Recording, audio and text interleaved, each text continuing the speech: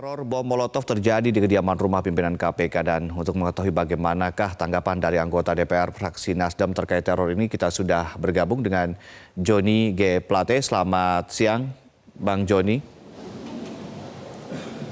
Selamat siang, Mas Ade. Ya, Bang Joni, ini selain masalah hoax yang kemudian tadi juga ada konferensi persnya oleh pihak kepolisian, lalu di saat yang bersamaan atau di hari yang sama, yaitu saat ini juga beredar informasi bahwa ada ancaman juga bom Molotov atau bom pipa di kediaman pimpinan KPK.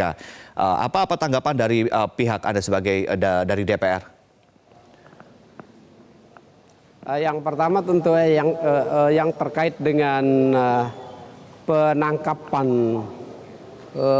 aktor-aktor hoax 7 kontainer kertas suara itu, kami memberikan apresiasi pada kepolisian dan tentu berharap ya kepolisian untuk mengungkap dengan cepat ya, baik aktor-aktor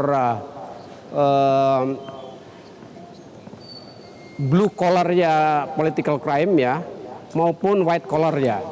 Jadi di sini ada kelompok-kelompok kejahatan-kejahatan gerombol-gerombolannya dan ada aktor-aktor intelektualnya. Mudah-mudahan polisi segera mengungkap itu. Apalagi ya dari berita-berita online itu saudara BDP itu adalah ketua Dewan Kornasnya salah satu pasangan calon. Maka ini hubungannya cukup dekat dan ini perlu dibuka agar pemilu kita ini tetap bisa dijaga dengan baik, dengan aman, dengan kualitas yang baik. Yang kedua ya, yang terkait dengan teror bom ini. Nah, kita masuk ke tahun politik, kita lihat ya, ini tahun politik memang akan lebih menghangat dan lebih panas. Kita berharap bahwa kepolisian RI ya menjamin dan memastikan keamanan dan stabilitas di dalam negeri kita ya, keamanan masyarakat. Nah, tapi kita lihat di minggu pertama tahun baru kita ini diawali dengan berita buruk di ruang publik politik kita. Yang pertama start dengan isu hemodialisis ya, di mana sudah dibantah oleh RSCM atas pernyataan Pak Prabowo. Yang kedua kita tahu isu tentang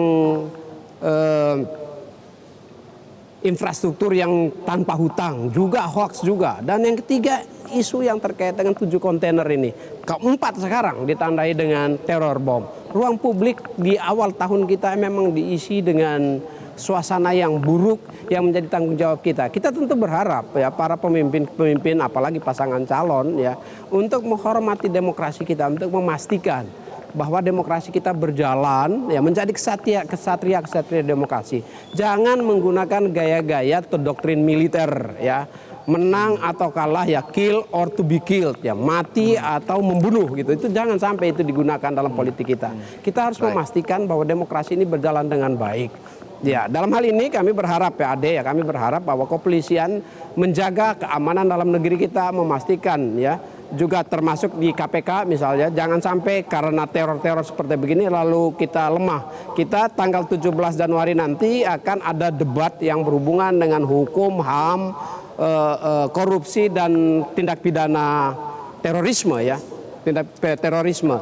Nah, pemanasan ini jangan sampai mengganggu lembaga-lembaga negara, KPK untuk tetap bekerja fokus ya, dan lembaga KPU untuk tetap fokus juga agar agenda demokrasi kita ini tetap dapat berjalan dengan baik gitu. Baik, Anda membaca apakah ini memiliki agenda politik terkait dengan teror yang kemudian menimpa sejumlah pimpinan KPK ini? Apakah ini ada kaitannya dengan pemanasan yang tadi Anda katakan tadi? Kalau melihat hubungan informasinya, ya maka ini tidak terlepas dari itu. Baru saja ya dibongkar. Hari ini kan saat ini polisi mengumumkan bahwa ada tersangka sudah menangkap ya yang menjadi aktor lapangannya ya, penjahat kelas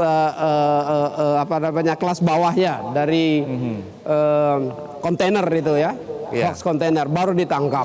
Dan ini bisa ada hubungan dengan white collar-nya, dengan penjahat keras putihnya. Bisa saja ini mengalihkan isu ya, supaya memecahkan perhatian publik dari masalah kontainer, surat-suara kontainer yang tidak betul itu, 70 juta surat suara itu dialihkan ke isu terorisme di mana ada teror, tindakan teror. Ini masyarakat dialihkan isu, bisa saja itu terjadi. Tapi ya tentu ya terorisme adalah hal yang sangat serius, ya tidak boleh lengah dengan itu. Tetapi juga jangan sampai kita menafikan bahwa ini ada hubungannya. Kami melihat ada kecenderungan bahwa ini mengalihkan isu dari kasus 7 kontainer ke kasus terorisme.